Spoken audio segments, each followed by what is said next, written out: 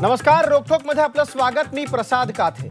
ज्येष्ठ सामाजिक कार्यकर्ते अण्णा हजारे आणि मुख्यमंत्री देवेंद्र फडणवीस यांच्यात बैठक संपली आहे।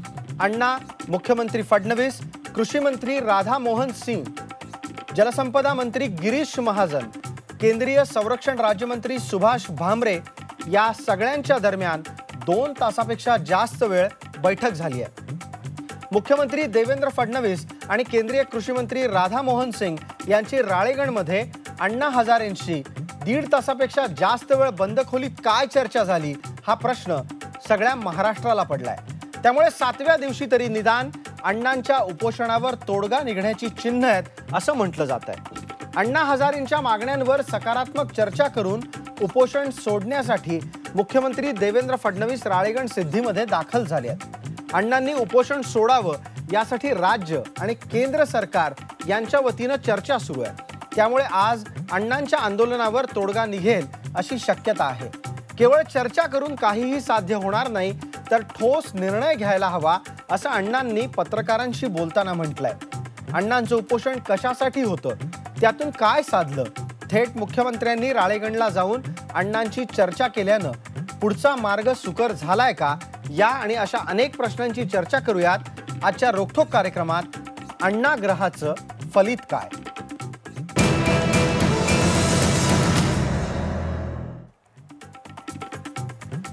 आजच्या या चर्चेत आपल्याबरोबर सहभागी होणारे मान्यवर आहेत। विश्वंभर चौधरी सामाजिक कार्यकर्ते आहेत, त्याचबरोबर अण्णा हजारेंच्या या आंदोलनावर ते बारीक लक्ष ठेवून आहेत आणि स्वतः राळेगण सिद्धीला अधूनमधून जाऊन येऊन आहेत। त्यानंतर आहेत आपल्यासोबत ॲडव्होकेट असीम सरोदे, सामाजिक कार्यकर्ते आहेत, अण्णांच्या आंदोलनाबाबत त्यांना सहानुभूती आहे। कांताताई नलावडे, प्रवक्ता, भारतीय जनता पार्टी। माझ्याबरोबर स्टुडिओमध्ये आहेत दत्तू गवाणकर, प्रवक्ता, मुंबई काँग्रेस, आणि शैलेंद्र परांजपे, ज्येष्ठ पत्रकार आहेत आणि आमचे सहकारी सुद्धा। आपल्या सगळ्यांचं या चर्चेत स्वागत। पहिला सवाल अर्थातच विश्वंभर चौधरी यांना। चौधरी साहेब, बंद खोली दरम्यान काय झालं याचा तपशील महाराष्ट्राला मिळू शकेल का? नाही, मला पहिल्यांदा हे सांगितलं पाहिजे की गेलं 1 वर्ष मी काही अण्णांच्या आंदोलनामध्ये सक्रिय सहभाग नाही। माझा फक्त काल अण्णांना पाठिंबा द्यायला पाहिजे म्हणून काल मी आणि असीमबाई पण आम्ही जाऊन आलो। पण तुम्हाला या चर्चा, वाटाघाटी किंवा आंदोलन कसलेच मी प्रक्रियेत आत नाही, त्यामुळं तुम्हाला जेवढी माहिती आहे तेवढीच खरी आता मला माहिती आहे की आता काय चाललंय। तर मला असं वाटतं की 3 मुद्द्यांवरती चर्चा चालू असावी। लोकपाल, लोकायुक्त आणि खरं कृषी आयोगाचा अहवाल, आपला या 3 वरती स्वामीनाथन आयोगाचा अहवाल, याच्यावरती 3 वरती चर्चा चालू आहे असं तर तुमच्या इतकंच मला खरं तर मी तर पुण्यात पण नाही, मी बाहेर आहे, त्यामुळे मला तेवढंच कळू शकलं की एवढं चाललंय माझ्याकडे। आपण असीम सरोदेंना पुढचा प्रश्न विचारतोय। असीम सरोदे, काल आपण जेव्हा अण्णांना भेटलात तेव्हा अण्णांची प्रकृती कशी होती, ते बोलू शकत होते का, आणि त्यांच्या एकूणच वागण्या बोलण्याचा नूर कसा होता?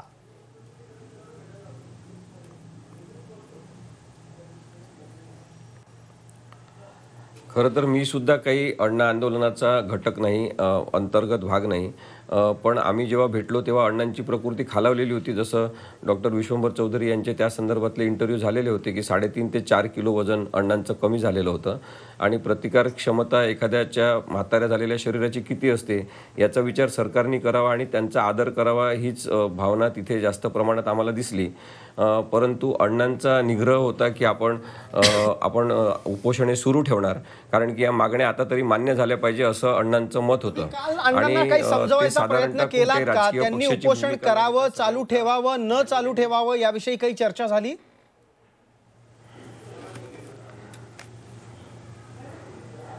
माझं व्यक्तिगत मत आहे, आणि आम्ही पण जे विश्वंभर चौधरी, मी, नंतर प्रतिभा शिंदे आणि अनेक जण, जे डॉक्टर राजेंद्र सिंग सुद्धा आमच्यासोबत आले होते, त्यापूर्वी त्यांचे CA राहिलेले माने सर सुद्धा आमच्यासोबत होते, आणि आम्ही सगळ्यांनीच हे समजून सांगण्याचा प्रयत्न केलेला आहे आधीपासून की उपोषण हा शेवटचा मार्ग असला पाहिजे आणि अत्यंत चांगल्या रणनीतीचा भाग म्हणून तो वापरला पाहिजे। त्यामुळे त्यांनी उपोषण करू नये असंच आमचं आधीपासूनचं त्यांना सांगणं होतं। ॲडव्होकेट श्याम आसावा असतील असतील किंवा स्नेहालयाचे गिरीश कुलकर्णी यांनी पण त्यांना हे सांगण्याचा प्रयत्न याआधी सुद्धा केलेला आहे, परंतु अण्णांचा हा स्वतःचा निर्णय नेहमी असतो असं आम्हाला तिथे दिसून आलं, त्यामुळे त्यांनी स्वतः ते उपोषण करायचं ठरवलेलं आहे. अगदी. असीम सरोदे आणि विश्वंभर चौधरी, आपण दोघंही जण अण्णांच्या आंदोलनात प्रत्यक्ष सहभागी नाही असं थोड्या वेळापूर्वी आपण म्हणालात, पण तरीही या चर्चेत आपल्याला बोलवण्याचं महत्त्वाचं कारण असं की आपण अण्णांच्या भूमिकांविषयी, त्यांच्या मुद्द्यांविषयी सहानुभूती बाळगता. तेव्हा आता विश्वंभर चौधरी एका गोष्टीचा खुलासा करा. जसं असीम सरोदे म्हणतायत की अण्णांनी उपोषणाचं अस्त्र शेवटच्या टप्प्यात काढावं आणि त्याही पलीकडे जाऊन आत्ताच्या घडीला उपोषण वय पाहता अधिक लांबवणं योग्य नाही, हे सांगितल्यानंतर सुद्धा अण्णा ऐकत नाहीयेत. याची काय कारण आहेत? नाही, काल राजेंद्र सिंहजी आमच्या बरोबर होते आणि त्यांनी असं आम्ही बोललो, आमच्यात अंतर्गत चर्चा झाली. आम्ही अण्णांना ते म्हणालो की आम्हाला अशी भीती वाटते की ज्या अर्थी 6व्या दिवशी पण फक्त गिरीश महाजन येऊन सगळा टाइमपास चाललेला आहे, त्या अर्थी तुमचा GD अग्रवाल करायचा आहे का सरकारला, अशी आम्हाला शंका आहे. कारण GD अग्रवालांना आपल्याला माहिती आहे की दवाखान्यात भरती करण्यात आलं आणि एक्सेस पोटॅशियम देऊन खरं त्यांची एक प्रकारे हत्याच झाली असं म्हणलं तरी. GD अग्रवाल यांच्या बाबतीतला थोडा जास्त तपशील आमच्या प्रेक्षकांना आपण सांगितलात तर बरं होईल, म्हणजे चर्चेत एक सलगताही राहू शकेल. GD अग्रवाल हे गंगा वाचावी यासाठी उपोषण करत होते. काल राजेंद्र भाईंनी अजून एक माहिती दिली की त्यांच्या 3 पिढ्या संघाच्या होत्या, RSSच्या होत्या आणि 4थ्या पिढीत GD अग्रवाल होते. 110 दिवसांच्या उपोषणानंतर सरकारने त्यांना दवाखान्यात भरती केलं आणि दवाखान्यात असं म्हणलं जातं की एक्सेस पोटॅशियम दिल्यामुळे त्यांचा मृत्यू झाला. असं असेल तर ती बाब नक्कीच संशयास्पद आहे. आणि तुम्हाला अशी भीती वाटते की अण्णांचा GD अग्रवाल होईल का काय, त्यामुळे अण्णांनी उपोषण करू नये? कांता नलावडे, तुम्ही ऐकलं असेल ही 2 माणसं अण्णांना भेटून आली आहेत. नुसती भेटून नाही आली आहेत, भेटून आल्याच्या नंतर त्यांना भीती वाटायला लागली आहे की अण्णांचा GD अग्रवाल करायची तर या सरकारची तयारी नाही ना. खरं म्हणजे मला विश्वंभर चौधरींना सांगायचं आहे प्रसादजी की त्यांची भीती अनाठायी आहे. आणि आपण जो शब्द वापरला की गिरीश महाजन 2 वेळा तिथे जाऊन आले, टाइमपास याला कसं तुम्ही म्हणता येईल? म्हणजे गांभीर्याने खरं म्हणजे हा विषय घेतलेला आहे महाराष्ट्र राज्य सरकारने आणि म्हणून गिरीश महाजनांना 2 वेळा पाठवलं. ते काय थट्टा म्हणून नाही किंवा टाइमपास म्हणून ते तिथे गेले नव्हते, हे मला इथे स्पष्ट करायचंय. आणि आपल्याला कल्पना आहे की मागच्या मंगळवारीच मंत्रिमंडळाच्या बैठकीमध्ये लोकायुक्त त्याला संमती म्हणजे मिळालेली आहे, लोकायुक्त उपलोकायुक्त, आणि 1971चं जे त्याच्यामध्ये काही प्रस्ताव दिलाय की सुधारणा, आणि ते आपण करणार आहोत. परंतु अण्णांची मागणी आहे की लोकपाल नियुक्ती म्हणजे केंद्रातून, आणि त्यासाठी त्यांचं उपोषण सुरू आहे. आणि स्वामीनाथन आयोग आज आपण पाहिलं मुख्यमंत्री स्वतः गेलेले आहेत, त्यांनी केंद्रातून केंद्रीय आमचे कृषी मंत्री राधामोहन सिंगजी त्यांच्या बरोबर गेलेले आहेत, भामरेजी त्यांच्या बरोबर आहेत. नाही, पण मग कांता नलावडे एक प्रश्न जरूर उपस्थित होतो की तुम्ही इतके गंभीर आहात, तुम्ही याचा अर्थ सत्ताधारी पक्ष जर इतका गंभीर आहे, जर महाराष्ट्राचं सरकार इतकं गंभीर आहे, तर मग या गोष्टी 7 दिवस झाले का निष्फळ ठरतायत? आजही निर्णायक परिस्थिती का अजून आलेली नाहीये? नाही, आपण आता काही सांगू शकत नाही की त्यांची बंद दारात 1.5 तास चर्चा काय झाली, म्हणजे हे जोपर्यंत आपल्याला कळत नाही. परंतु मला विश्वास आहे, मला खात्री आहे, ज्या अर्थी केंद्रीय कृषी मंत्री राधामोहन सिंगजी, कारण लोकपाल नियुक्तीचं म्हणजे केंद्राकडून म्हणजे काहीतरी त्यांना वचन दिलं पाहिजे, आणि मुख्यमंत्री हे दोघांनी सुद्धा त्यांच्याशी ज्या पद्धतीने म्हणजे चर्चा केली असेल त्याच्यातून मला असं वाटतं की फलनिष्पत्ती नक्कीच म्हणजे होणार आहे. अगदी तुमची अपेक्षा आहे की फलनिष्पत्ती होईल. दरम्यान एक ताजी माहिती आली आहे ती आपल्या सर्वांपर्यंत पोहोचवतो. चर्चा कृषी मूल्य आयोगाला स्वायत्त दर्जा द्यावा की नाही या मुद्द्यावर अडली आहे. शैलेंद्र परांजपे आपल्या बरोबर आहेत. त्यापूर्वी असीम सरोदे यांना चर्चेत सहभागी व्हायचं होतं. असीमजी काही क्षण थांबा, शैलेंद्र परांजपे आणि दत्तू गवाणकर यांनाही आपण चर्चेत सहभागी करून घेऊ. परांजपे, ज्या पद्धतीनं ही चर्चा आता कृषी मूल्य आयोगाला स्वायत्त दर्जा द्यावा की नाही इथपर्यंत येऊन थांबली आहे, याचा अर्थ लोकायुक्त आणि लोकपाल याच्या संदर्भातल्या अण्णांच्या मागण्या मार्गस्थ झाल्या, निकाली निघाल्या असं म्हणायचं? निकाली निघतील असं मला खात्री वाटत नाही. परंतु काही वेळ मारून नेण्यासारखी परिस्थिती असेल, काही आश्वासन अण्णांना निश्चित मिळेल सरकारकडून, कारण ज्या वेळेला राज्याचे प्रमुख तिथे जाऊन स्वतः जातीने चर्चा करतात त्यावेळेला ते परत फिरल्यानंतर अण्णांनी एखादा बाईट द्यावा आणि मी असमाधानी आहे आणि चर्चेत काही अर्थ नाही, हे मला फसवत आहेत असंच त्यांनी पुन्हा म्हणावं, यासाठी फडणवीस निश्चित गेलेले नाहीत.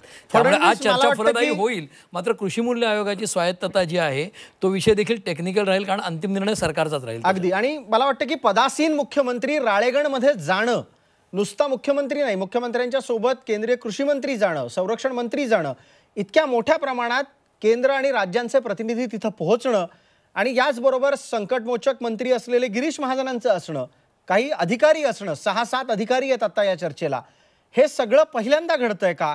मी तुम्हाला शैलेंद्र परांजपे हा प्रश्न यासाठी विचारतो कारण तुम्ही अण्णांच्या पहिल्या जवळपास काही महत्त्वाच्या मोजक्या आंदोलनांपासून त्यांना कव्हर करत आलेला आहात. आत्ताचं आंदोलन थोडंसं वेगळं म्हणायला पाहिजे, कारण मनोहर जोशी मुख्यमंत्री असताना शशिकांत सुतार, घोलप यांच्या विरुद्धची जी आंदोलनं होती त्यावेळेला परिस्थिती वेगळी होती. एखाद्या भ्रष्टाचारी मंत्र्याच्या बद्दलचं आंदोलन आहे आणि त्याच्यावरच्या कारवाईचा विषय आहे आणि मुख्यमंत्री स्वतः येऊन त्यांना उपोषण सोडायला लावणं हे काही पहिल्यांदा घडलेलं नाही, यापूर्वी घडलं आहे. फक्त आत्ताची परिस्थिती वेगळी अशासाठी आहे की अण्णांचं वय 82 आहे आणि अचानक काही घडलं तर खरोखर सरकारची पंचायत होऊ शकते. दुसरी गोष्ट, गिरीश महाजन येऊन गेले आहेत आणि त्यांना परत जायला लागले, त्यामुळे कदाचित आज निकाराचा प्रयत्न आणि आज प्रश्न सुटला पाहिजे या दृष्टीने अधिकारी, मुख्यमंत्री आणि सगळे अण्णा म्हणतील ते मान्य करायचं या हेतूने तिथे गेलेले दिसतात. अगदी. दत्तू गवाणकर, एकूणच चर्चेमध्ये जो नूर आहे तो पाहता प्रश्न असा उपस्थित राहतो की अण्णांच्या मागण्या काही आजच्या नाहीत, अण्णांच्या मागण्या बऱ्यापैकी पूर्वीपासून आहेत, त्या लागू न करणं याच्या मागची कोणती मानसिकता तुम्हाला दिसते आणि त्याला या आधीची सरकार पण तितकीच जबाबदार नसतात का? लोकपाल आणि लोकायुक्त हे संसदेच्या दोन्ही सदनामध्ये 2013 रोजी संमत करण्यात आलं होतं. गेल्या 5 वर्षामध्ये भाजपा सरकार काय करतंय? नुसतं टोलाटोली करतंय.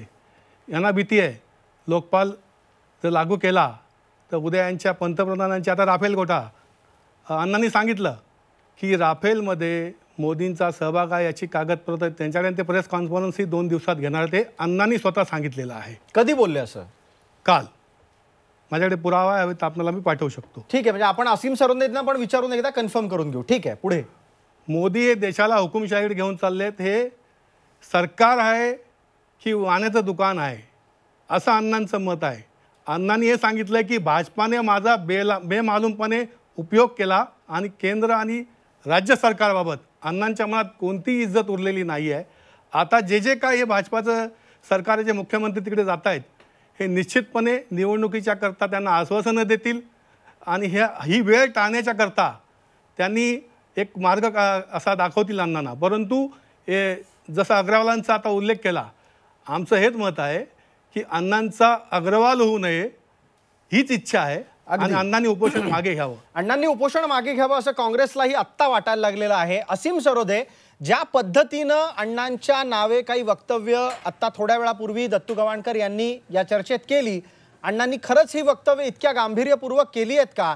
आणि अशा प्रकारे कोणतं मोठं रहस्योद्घाटन करण्यासाठी अण्णा निघाले असताना केंद्र आणि राज्यांचे प्रतिनिधी तिथे पोहोचले आहेत असं तुम्हाला दिसतंय?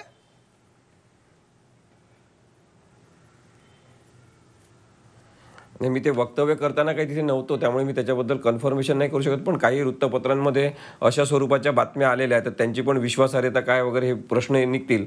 त्याच्यामुळे त्यांनी सांगितलेलं जे आहे ते कन्फर्म करायला पाहिजे. पण मला मगाशी जो मुद्दा मांडायचा होता तो असा होता की केंद्रीय मंत्री आत्ता येतात 7व्या दिवशी आणि आत्तापर्यंत केवळ राज्यातले एक गिरीश महाजन नावाचे मंत्री तिथे जाऊन बोलण्याचा प्रयत्न करतात, जे कायदा पण वाचून आलेले नाही आहेत याची जाणीव ते तिथे आलेले असताना अनेकांना गावकऱ्यांना सुद्धा होते.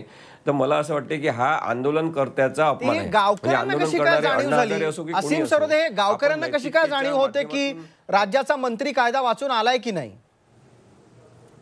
अण्णांना होऊ शकते याबद्दल समजू शकतो आम्ही.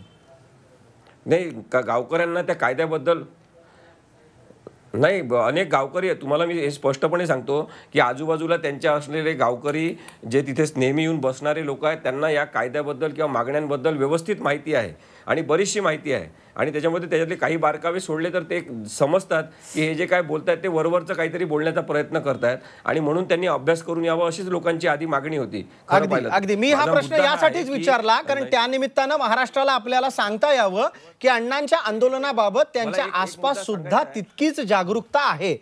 कांता नलावडे, आपण एकूणच 2-3 मुद्दे ऐकले तेव्हा त्यात एक महत्वाचा जर कुठला भाग लक्षात येत असेल तर तो हा आहे की सरकार गेले काही दिवस नॉन सिरियस अर्थात संवेदनहीन होतं आणि आता मात्र अण्णांनी काहीतरी नवीन सांगायला सुरुवात करायच्या आधी जाऊन त्यांना शांत करायचा प्रयत्न दिसतोय असा एक आक्षेप नोंदवला गेलाय.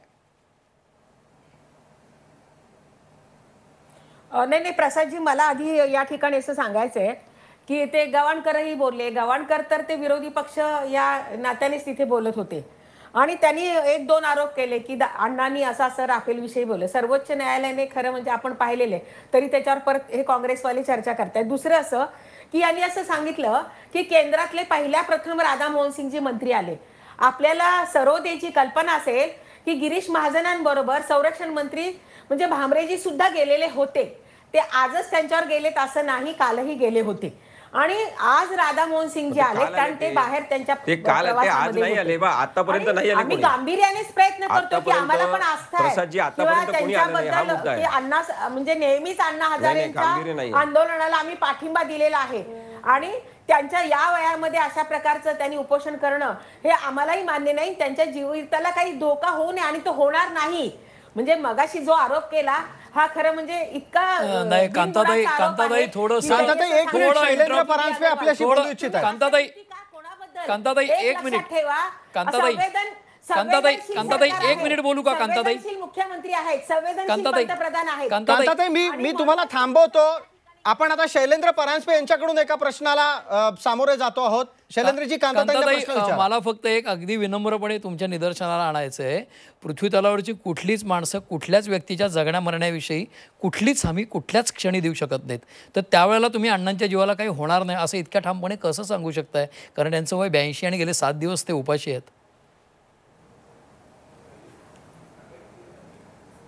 नाही तुम्हाला मी ह्या प्रश्नाचं उत्तर देते. हे तुमचं म्हणणं बरोबर आहे म्हणून तर सातत्याने गिरीश महाजनांना तिथे पाठवलं जाते, भामरेंना तिथे अहो प्रकृतीला काही होईल का नाही हे कसं ठामपणे सांगू शकताय तुम्ही असं मी विचारतो. म्हणजे दुसऱ्या मार्गाने तुम्ही आंदोलन करा परंतु उपोषण करू नका. कारण त्यांचं हे 82 वय म्हणजे या वयामध्ये त्यांनी उपोषण करू नये ही आम्हाला सुद्धा सातत्याने काळजी आहे. म्हणून गिरीश महाजन जात होते, भामरे त्या ठिकाणी म्हणजे जात होते. आपण विश्वंभर चौधरींना विचारणार आहोत. विश्वंभर चौधरी, तुम्हाला वाटतंय का की ज्या पद्धतीचे दावे होत आहेत आणि ज्या पद्धतीनं अण्णांच्या तब्येतीला काही होणार नाही इतकं ठामपणे सांगितलं जात आहे, याला काय म्हणायचं? याला फक्त अज्ञान म्हणता येईल. कारण त्यांची बिलिरुबिनची लेवल जर आता पाहिली, क्रिएटिनिनची लेवल पाहिली, किडनीचं फंक्शनिंग आता त्यांचं पाहिलं तर हा दावा म्हणजे फारच हास्यास्पद आणि केवळ वैद्यकीय क्षेत्रातलं अज्ञान एवढं त्याला म्हणता येईल. पण मुद्दा काय आहे, कांताताई जे सांगतायत ना की सुभाष भामरे येत आहेत पहिल्यापासून, तर ते पहिल्यापासून येत नाहीयेत. ते 6व्या दिवशी संध्याकाळी आलेले आहेत. म्हणजे प्रसादजी आपल्याला हा फरक लक्षात घेतला पाहिजे की इथे एक अशी चर्चा चालली आहे ज्यातले 3 पैकी 2 मुद्दे केंद्राचे आहेत पण चर्चा मात्र करायला राज्यातले मंत्री जात आहेत. आणि राज्यातले मंत्री ते पण असे की जे पिस्तूल लटकवण्यासाठी कमरेवर प्रसिद्ध आहेत. म्हणजे गांधीवादी नेत्याकडे पाठवताना तुम्ही पिस्तूल लटकवणारे मंत्री पाठवताय, त्यातून काय संदेश जातो हा मुद्दा आहे. आणि मगाशी जे म्हणजे आणि एकच फक्त मुद्दा मला सांगू द्या, दिल्लीला जेव्हा ते मागच्या आंदोलनात सुद्धा जेव्हा आले होते हे मंत्री गिरीश महाजन, तेव्हा मी स्वतः मुख्यमंत्र्यांना सांगितलं होतं की आय एम व्हेरी सॉरी, हे कायदा वाचूनच आलेलं नाही असं माझा स्वतःचा समज झालेला आहे. अगदी बरोबर आहे. पण तुमची जी पिस्तुलाची कमेंट होती मला वाटतं ती थोडीशी तर्कसंगत नाही आणि ती विषयाला धरूनही नाही. ते आता त्या पद्धतीनं काही हत्यार बाळगत असतील असं म्हणायला नको. अर्थात त्यांना ती परिस्थिती का आली हा नंतरचा आणि वेगळा मुद्दा आहे. शैलेंद्र परांजपे, तुमचं काय म्हणणं आहे? त्याचा संबंधच नाही या ठिकाणी आणि थोडंसं चारित्र्यानंद देखील होईल. त्यांच्याकडे पिस्तुलाचं लायसन्स आहे का नाही वगैरे हा सर्वस्वी वेगळा विषय आहे आणि त्याचा या विषयाशी काही संबंध नाही. ते पिस्तूल लावतात म्हणून त्यांना अण्णांकडे पाठवलंय असं विश्वंभर चौधरींना जर म्हणायचं असेल तर त्यांनी ठामपणे म्हणावं की अण्णांना घाबरवायलाच पाठवलंय. या बोलण्याला काय अर्थ नाही. आपण या कम्पेअरिंग अनकम्पेरेबल्स अशा पद्धतीच्या गोष्टी बोलतोय आणि मला विश्वंभर चौधरींकडनं अशा प्रकारच्या आर्ग्युमेंटची अपेक्षा नाही. दरम्यान कृषी मंत्री बोलतायत, एक मिनिट, कृषी मंत्री बोलतायत, आपण एकदा ते काय म्हणतात ते ऐकूया, त्यानंतर चर्चा पुढे जाईल. राधामोहन सिंग बोलतायत, आपण त्यांना ऐकूयात. 6 अगस्त को उन्होंने स्पष्ट लिखा हुआ है। नमस्कार, रोकठोकच्या दुसऱ्या भागात आपलं स्वागत। आपण चर्चा सुरू करतोय ती अण्णा ग्रहाचं फलित काय या विषयावर। आपली चर्चा मगाशी सुरू होती त्याच वेळेला राधामोहन सिंग हे अण्णांच्या खोलीतून बाहेर पडले आणि जाता जाता असं म्हणाले की कृषी मूल्य आयोगाच्या संदर्भात आणि त्याच्या अंमलबजावणीच्या बाबत आजवरच्या सरकारनं जे जे केलं त्याचा नीट आणि पुरेसा तपशील अण्णांना दिला गेलाय। त्याच्याच थोड्या वेळापूर्वी आपल्याकडे आलेली माहिती असं सांगतेय की कृषी मूल्य आयोगाला स्वायत्तता द्यावी असा अण्णांचा आग्रह आहे आणि आत्ता ही चर्चा ज्यात मुख्यमंत्री स्वतः सहभागी आहेत, त्यांच्या सोबत राज्याचे इतर मंत्री आहेत, केंद्रीय संरक्षण मंत्री आहेत, काही अधिकारी आहेत, ते अण्णांशी चर्चा करत असताना चर्चा मात्र निर्णायक स्वरूपानं पुढे जाताना दिसत नाहीये। तेव्हा विश्वंभर चौधरी, कृषी मूल्य आयोगाला स्वायत्तता देण्याचा आग्रह का आहे, कशासाठी आहे?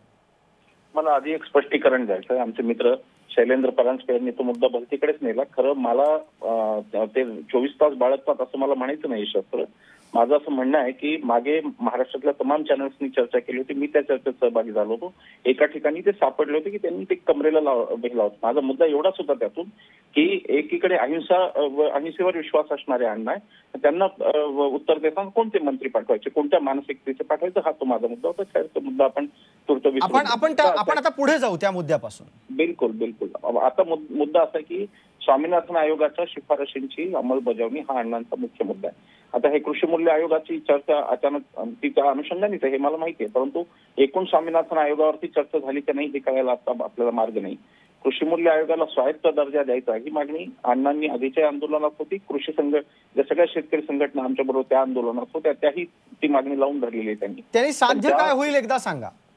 नाही, असं आहे की कृषी मूल्य आयोग जर स्वायत्त असला तर हमी भाव ठरवताना आता जे चालतं, जी पडझड चालते ना, आता जे एकूण सरकारी ज्याला आपण म्हणून ढिसाळपणाच्या सगळ्या कारभारात आहे, तर त्या आयोगावर तो जर स्वायत्त झाला तर त्याच्यावर खरेखुरे चांगले अभ्यासू प्रतिनिधी बसतील आणि किंवा एमएसपीच्या बाबतीत सुद्धा तो आयोग चांगले निर्णय घेईल एवढी अपेक्षा आहे। स्वायत्त झाल्याने साध्य काय होईल हा प्रश्न खूपच एक प्रकारे म्हणजे वेगळ्या अर्थाने म्हणता येतो की आपल्या देशात काही स्वायत्त झालं तरी काहीच होत नाही हे पण आपल्याला म्हणता येईल, पण त्यातल्या त्यात प्रयत्न करायला हवा असेल तर त्याला एक स्वतंत्र दर्जा देऊन त्याला एक स्वतंत्र त्याची अभ्यासाची पद्धत ठरवून देऊन त्याला काम करायला लावणं सरकारचं ही त्यांची मागणी आहे। पण मला असं वाटतं की कृषी मूल्य आयोग ही महत्वाची मागणी आहे। स्वामीनाथन आयोगाच्या शिफारशी सगळ्या जशाल तशा लागू करा ही माझ्या मते अण्णांची माझ्या माहितीप्रमाणे मागणी। अगदी, आणि त्यात एक तपशील जो वारंवार भाजपकडून दिला जातो की स्वामीनाथन स्वतःच एका लेखामध्ये असं म्हणतात की स्वामीनाथन आयोगाच्या शिफारशींची सर्वात चांगली अंमलबजावणी ही विद्यमान कार्यकाळात सरकारच्या कार्यकाळात सुरू आहे।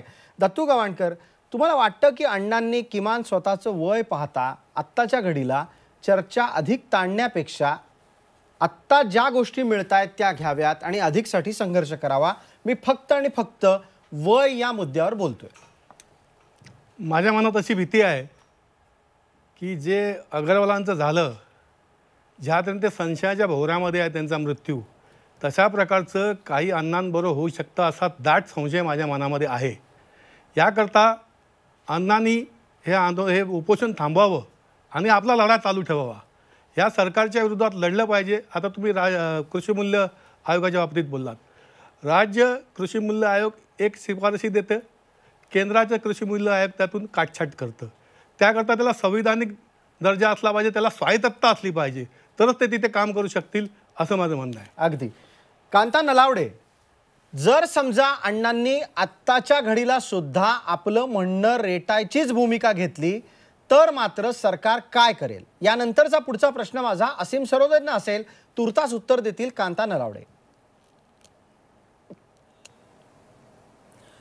प्रसादजी, अण्णांनी जरी स्वतःचं म्हणणं पुढे रेटलं तरी मला असं वाटतंय की अण्णांना उपोषण मागे म्हणजे घ्यायला लावण्यामध्ये आपल्या राज्याचे मुख्यमंत्री देवेंद्र फडणवीसजी आणि आमचे केंद्राचे कृषी मंत्री राधामोहन सिंग यांना नक्कीच यश येईल।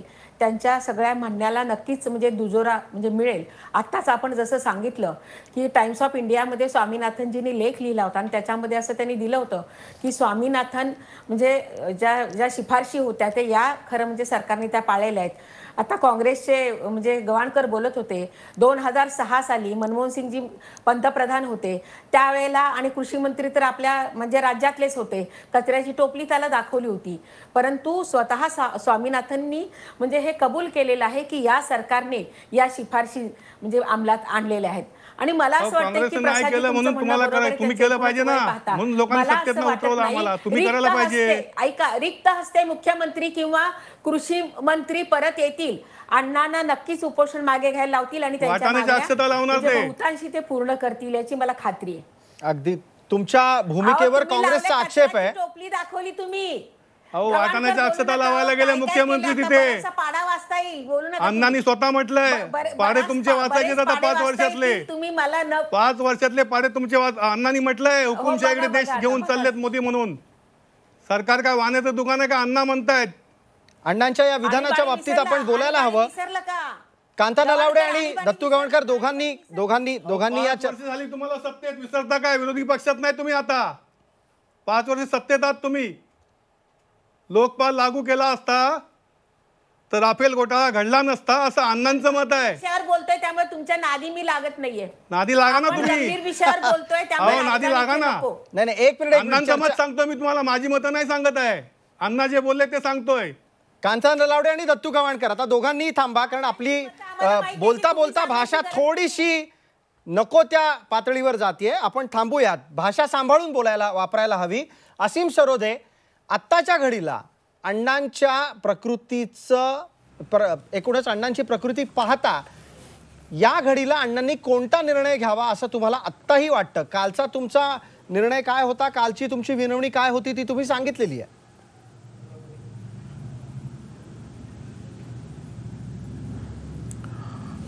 मला प्रसादजी हे नक्की वाटते की अण्णांनी उपोषण मागं घ्यावं, परंतु थोडी माहिती दिली पाहिजे म्हणून मी हे पण सांगतो की स्वामीनाथन आयोगाच्या कोणत्या अटी सरकारने चर्चा केलेल्या आहेत आणि कोणत्या मान्य झालेल्या आहेत हे बघण्याची गरज आहे. डॉक्टर विश्वंभर चौधरींनी थोडं सांगण्याचा प्रयत्न केला, पण मला आपल्याला सांगायचं आहे की स्वामीनाथन आयोगाच्या शिफारसी ज्या होत्या की शेतीमालाला उत्पादन खर्चावर आधारित 1.5 पट जास्त किमान आधारभूत किंमत मिळाली पाहिजे. त्यानंतर ज्यांच्या घरात शेतीशिवाय उत्पन्नाचं साधन नाही अशा 60 वर्षावरील वयाच्या शेतकऱ्यांना, शेतमजुरांना प्रतिमाह 5,000 रुपये हे दिलं पाहिजे, पेन्शन दिलं पाहिजे. आणि सातत्याने आत्महत्या शेतकरी करत असताना त्यांना सक्षम करण्यासाठी पूर्ण कर्जमुक्ती दिली पाहिजे, तात्पुरता उपाय म्हणून का होईना. त्यानंतर या आयोगाला संविधानिक दर्जा दिला पाहिजे आणि स्वायत्तता दिली पाहिजे हे या ज्या आयोगाला शेतकऱ्यांच्या. आणि कृषी अवजारं आणि आधुनिक तंत्रज्ञानातील ते ठिंबक सिंचन वगैरे सगळं जे आहे त्यांना करातून मुक्त केलं पाहिजे. आता तुम्ही जे वक्तव्य केलं तुम्ही स्वतः केल्यामुळे मी आपल्याला हे विचारतोय की अशा तर कोणत्याच मागण्या त्यांनी केल्या नाही. म्हणजे स्वामीनाथन यांनी कोणत्या लेखामध्ये ते कशाबद्दल लिहिलं आहे मला माहिती नाही, कदाचित लिहिलं असेल तर त्याची सुद्धा शहानिशा आणि चिकित्सा झाली पाहिजे की बहुमताच्या जोरावर जेव्हा एखादं सरकार येते तेव्हा सगळीकडे कसं पाठीमध्ये वाक येतो सगळ्यांच्या, याच्याबद्दल मला संशोधन करावं असं कधीतरी वाटते. आपण लगेचच या संदर्भात कांता नलावडेंना विचारू. माझं म्हणणं एवढंच होतं की असा दावा कायम भाजपवाल्यांकडून होतो. कांता नलावडे इथे उपस्थित आहेत. कांताताई, तुम्ही एका इंग्रजी दैनिकाचा उल्लेख केलात, मात्र वस्तुस्थिती अशी आहे की त्या इंग्रजी दैनिकापेक्षा एका वेगळ्या इंग्रजी दैनिकामध्ये ते छापून आलेलं होतं त्यांचं पत्र. तुम्हाला जर समजा असीम सरोदेंनी मांडलेल्या 1, 2, 3, 4 मुद्द्यांचे काही उत्तरं असतील तर ती तुम्ही आवर्जून द्या. तुमच्याकडे उत्तरं आहेत का? आहेत ना. त्यांनी सांगितलं की स्वामीनाथन आयोगाच्या शिफारशी काय आहेत, तर म्हणजे हमीभाव 1.5 पट त्यात दिला पाहिजे.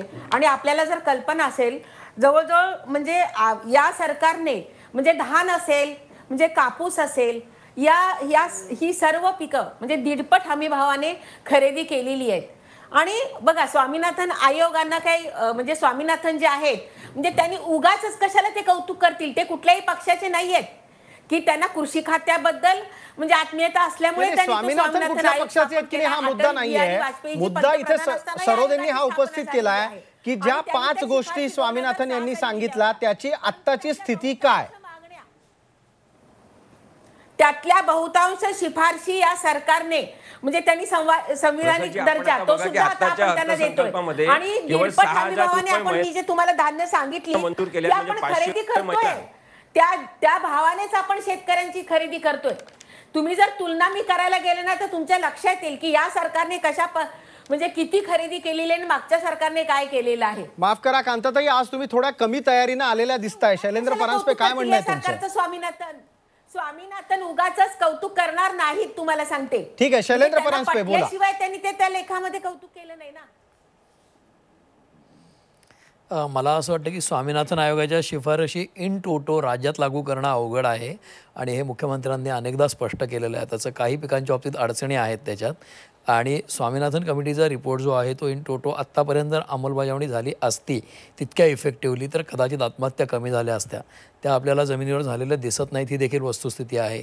आपण आत्महत्या केलेल्या शेतकऱ्याला कधीच रिडिक्यूल करू शकत नाही की त्यांनी काहीतरी सगळं भलं चाललं आहे आणि आत्महत्या केली आहे. डिस्ट्रेस आहे का, तर तो नक्कीच आहे.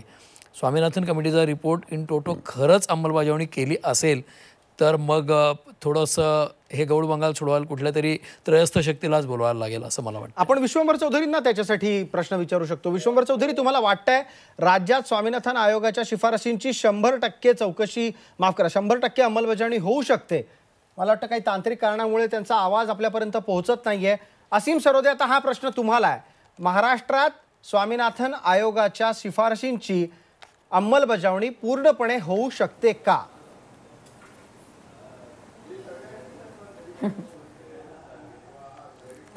आपण पूर्णपणे त्या लागू केल्याशिवाय अंमलबजावणी होऊ शकते का हा प्रश्न उपस्थित करू नये असं मला वाटते. कारण की प्रयत्नच जर त्याच्यासाठी कोणताच झालेला नाही आहे तर मग आपण ते होऊ शकत नाही असं कसं म्हणायचं. त्यामुळे प्रश्न हा आहे की बहुमताचं राज्य म्हणजेच लोकशाही आहे, हा जो भोळसट विचार कोणीतरी पसरून दिलेला आहे आणि मग त्या बहुमताच्या जोरावर आपण काही करू शकतो आणि अगदी 4.5 वर्ष सरकारचे झाल्यापर्यंत आपण शेतकऱ्यांकडे दुर्लक्ष करू शकतो असं आतापर्यंत येणाऱ्या सगळ्या सरकारांचा जर समज झाला असेल तर त्याच्याबद्दल लोकशाहीची चिंता व्यक्त करणारा सुद्धा हे सत्याग्रह आंदोलन अण्णांचं आहे असं मला वाटते. एक त्रयस्थ म्हणून, मी काही त्यांचा प्रतिनिधी नाही किंवा त्यांच्या यातला एखाद्या टीम अण्णामधला नाही. आपण कृषी मूल्य आयोग, स्वामीनाथन आयोगाच्या शिफारसी या विषयांच्या पासून एक पाऊल आता वेगळं पुढे जातोय. ते आहे लोकपाल आणि लोकायुक्त याच्या संदर्भातल्या अण्णांच्या मागणीचं. अण्णा म्हणतायत कायद्याची सक्षम आणि कठोर अंमलबजावणी करा. तुम्हाला वैयक्तिकरित्या असम सरोदे असं वाटतंय की याची अंमलबजावणी अजूनही मनासारखी झालेली नाही, कारण राज्यात कॅबिनेटच्या वतीनं अपेक्षित असे निर्णय घेतले गेलेले आहेत?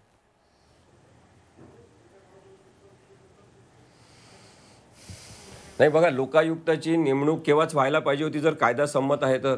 आता त्याच्यामध्ये त्यांनी सांगितलं की कोणाची लोकायुक्त म्हणून नेमणूक करायची याच्या संदर्भातली कमिटी आम्ही केली नव्हती. ती कमिटी मग का केली नाही हा प्रश्न येतो. आता ती कमिटी जर आता केलेली असेल तर मग लोकायुक्त का नेमला नाही हा प्रश्न येतो. आणि दुसरं मग त्याच्यामध्ये परत आपण शेपूट लावायचं की मुख्यमंत्री पदावर असलेली व्यक्ती त्या मुख्यमंत्री पदावर नसताना मग ती कार्यकक्षेत घ्यायची असा विचार आपण मांडायचा. परत ते भिजत घोंगडं ठेवायचं. मग आपण परत जाहीर करायचं की मुख्यमंत्र्यांना सुद्धा लोकायुक्ताच्या कक्षेत घेतलेला आहे. शेवटी पदाचा दुरुपयोग करून होणारा भ्रष्टाचार जास्त कठीण आहे, तिथपर्यंत पोहोचणं सामान्य नागरिकांना कठीण आहे. आणि त्याच्यामुळेच लोकपालाच्या कक्षेमध्ये पंतप्रधान आणि लोकायुक्ताच्या कक्षेमध्ये मुख्यमंत्री असले पाहिजे ही जी तरतूद होती या तरतुदीलाच मवाळ करून डायल्यूट करून आपण कसं या मुद्द्यावरच शैलेंद्र परांजपेंना बोलायचंय, दत्तू गवाणकर यांनाही बोलायचंय. दत्तू गवाणकर, तुम्ही आधी सांगा की या बाबतीतल्या धोरणांच्या अंमलबजावणीसाठी काँग्रेस सरकारकडेही पाहिलं गेलं होतं, तिथंही त्या झाल्या नाहीत.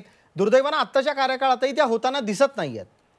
मला तुम्हाला सांगायचं, सुप्रीम कोर्टाने लोकपालाची नियुक्ती ही फेब्रुवारी एंडपर्यंत करावी असं सरकारला ठासून सांगितलेलं आहे. आणि सुप्रीम कोर्ट हे लोकपालाची नियुक्ती नाही झाली म्हणून नाराज आहे आणि त्यांनी त्याची माहिती सुप्रीम कोर्टामध्ये मागवून घेतलेली आहे.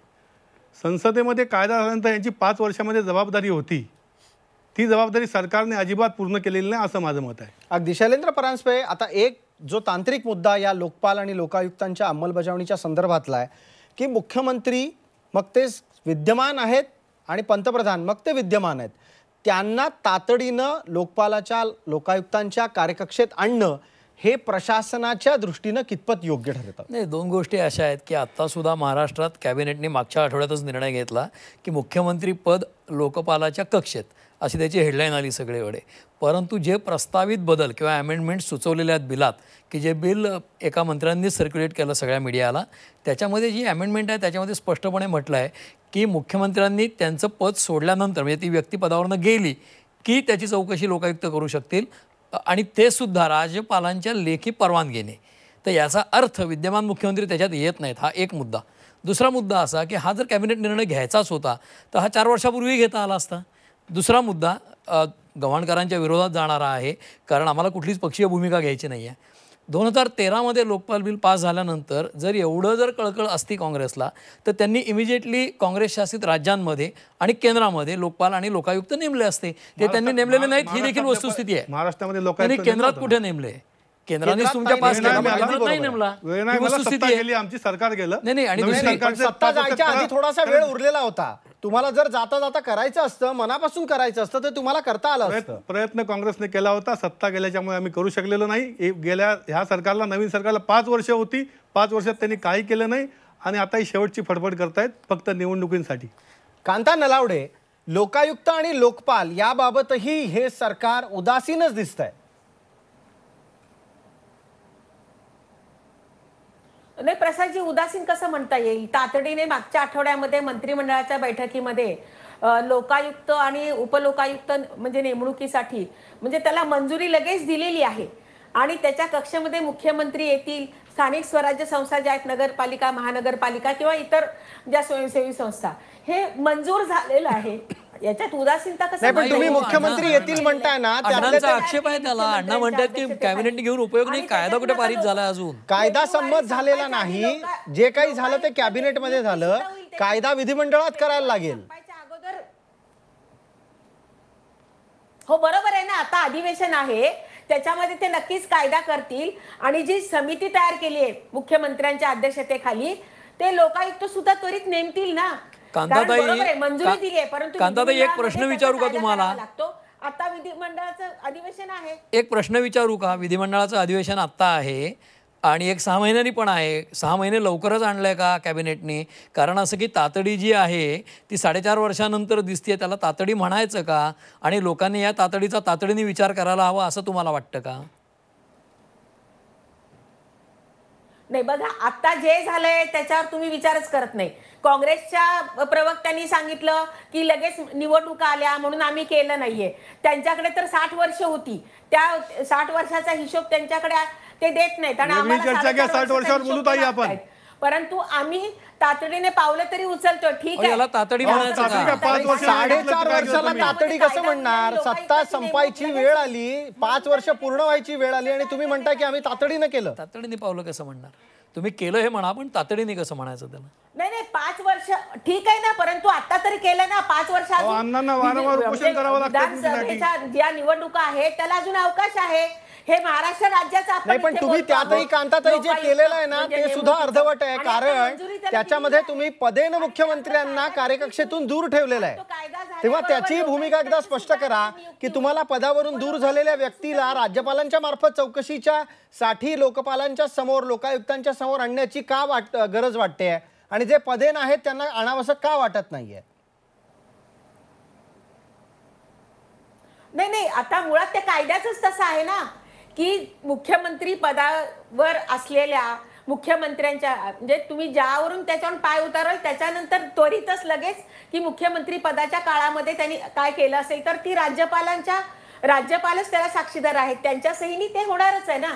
कांताताई, मला खेदानं म्हणावं लागेल, आज थोडी तयारी कमी पडतीये. असीम सरोदे, आपण मगाशी बोलू इच्छित होतात या मुद्द्यावर.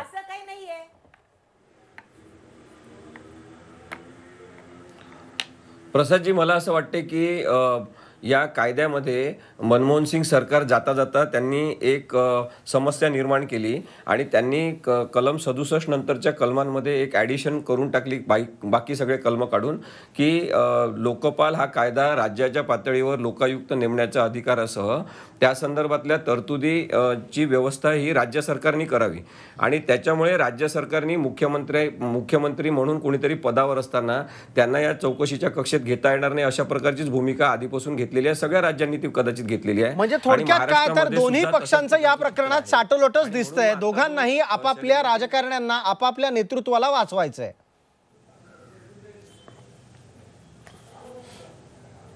अगदी बरोबर आहे तुमचा. शैलेंद्रजींनी जो मुद्दा मांडला तो खूप महत्त्वाचा आहे की आत्ता जे लोकांच्या दबावामुळे परत मग मान्य केलेलं आहे, त्याच्यामध्ये सुद्धा परत मेख तयार करून ठेवलेली आहे की पदमुक्त झाल्यावर त्यांच्यावर चौकशी करण्यात येईल. मला असं वाटतं की यातला सगळ्यात महत्त्वाचा जो राजकीय सामाजिक मुद्दा आहे तो आपण विचारात घेतला पाहिजे की निवडणुकीच्या कर्मकांडामधून जे काही बहुमत मिळते तेवढीच लोकशाही तुम्हाला मिळेल. आम्हाला तुम्ही बहुमत दिलं त्या कर्मकांडातून मिळालेलं, आणि त्याच्यावर आधारित जी लोकशाही तेवढी आहे. या विषयावर बोलायचं आहे. शैलेंद्रजी आपल्यासोबत विश्वंभर चौधरी पण आहेत, त्यांनाही मला एक प्रश्न विचारायचा आहे. या मुद्द्यावर कृपया 30 सेकंदात बोला, वेळ संपत आली आपली. नाही, त्याच्यामध्ये मूळ मुद्दा असा आहे की असीम जे म्हणाले ना, लोकांच्या भीतीने, लोकांच्या नाही अण्णांच्याच भीतीने आता मागच्या कॅबिनेटला निर्णय झाला आहे. कारण अण्णांचं आंदोलन हे पूर्वनियोजित आहे, ते काही अचानक झालेलं नाही. 30 जानेवारीला महात्मा गांधींच्या हत्येचा दिवस आहे आणि त्या दिवशी त्यांनी उपोषण सुरू केलं आहे. त्यांच्या मागण्या काय आहेत हे सरकारला माहीत आहे. त्यामुळे जेव्हा अण्णांचं उपोषण सुरू होईल तेव्हा सांगता यावं किमान हे आम्ही केलं आहे, म्हणून कॅबिनेटने हा निर्णय घेतला आहे. अचानक नाही घेतलेला. आताच्या घडीला अण्णांचं आंदोलन ज्या परिस्थितीत पोहोचलं आहे, वय पाहता, त्यांची तब्येत पाहता आणि तिथे मुख्यमंत्री आणि शिष्टमंडळ पोहोचलेलं आहे ते पाहता, काय निघेल या चर्चेतून? शेवटची 30 सेकंद आपल्याकडे आहेत.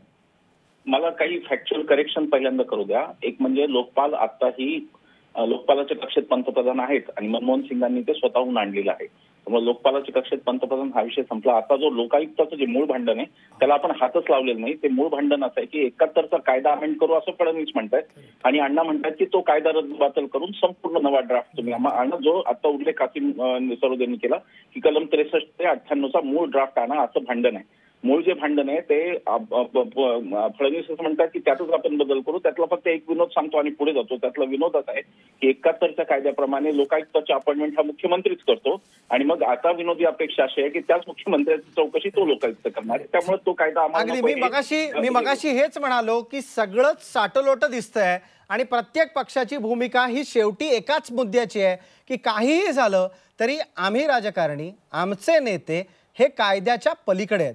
वेळेची मर्यादा असल्यानं आपल्या सगळ्यांना इथेच मी धन्यवाद देतो आपण चर्चेत सहभागी झाल्याबद्दल.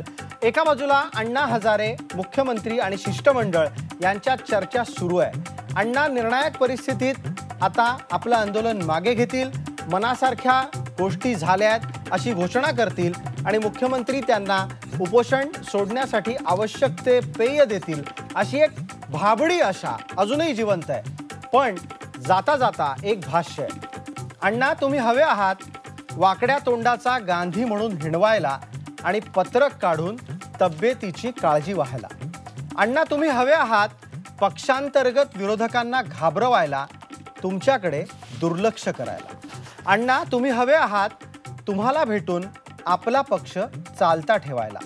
अण्णा, तुम्ही हवे आहात गांधीवाद ठाऊक नसला तरी गांधी शब्दाच्या पुण्याईचे 4 थेंब स्वतःच्या खादीवर मिरवायला. अण्णा, आम्ही तुमचा बागुलबुवा केलाय, आम्ही असेच आहोत. रोकठोकमध्ये आज आपण इथेच थांबतोय. ताज्या बातम्यांसाठी पहा झी 24 तास. रहा एक पाऊल पुढे.